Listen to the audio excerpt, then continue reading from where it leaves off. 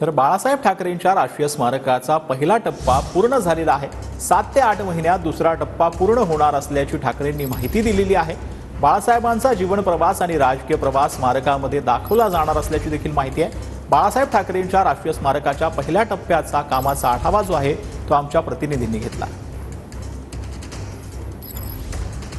शिवसेना प्रमुख बाळासाहेब ठाकरे यांचा स्मारकाचा पहिला टप्पा जो आहे तो पूर्ण झालेला आहे आणि पहिल्या टप्प्याची माहिती उद्धव ठाकरे, आदित्य ठाकरे आणि सुभाष देसाई यांनी खरं तर पहिल्या टप्प्याची माहिती दिली आणि कशा पद्धतीने हा पहिला टप्पा आहे याचं काम कशा पद्धतीने करण्यात आले याविषयीची संपूर्ण इत्थंभूत माहिती जी आहे ती या तिन्ही नेत्यांकडून देताना सर्व पत्रकार परिषदेमध्ये देताना पाहायला मिळाली। त्यानंतर त्यांनी संपूर्ण या स्मारकाचा हेरिटेज वॉक देखील केलेल्याचं आपल्याला चित्र पाहायला मिळालं होतं। परंतु आपण पाहू शकतो की कशा पद्धतीने हे स्मारक आहे, आपल्या समोर जो जुना महापौर बंगला दिसतोय, ह्या महापौर बंगल्याचं खरं तर जतन करून हे बाळासाहेब ठाकरे यांचं स्मारक जे आहे ते स्मारक बनवण्यात आलं होतं आणि यामध्ये खाली 3 फ्लोअर खाली जवळपास 3 फ्लोअर खाली जे आहे ते या स्मारकाची संपूर्ण माहिती असणार आहे। बाळासाहेब ठाकरे यांची जुनी भाषणं, त्याच पद्धतीने जुनी काही कात्रणं असतील ती कात्रणं देखील या ठिकाणी लावण्यात येणार आहेत आणि त्यासाठी उद्धव ठाकरे यांनी आवाहन केलेलं आहे की कोणाकडे ही जुनी कात्रणं किंवा जुनी भाषणं, जुने फोटोज,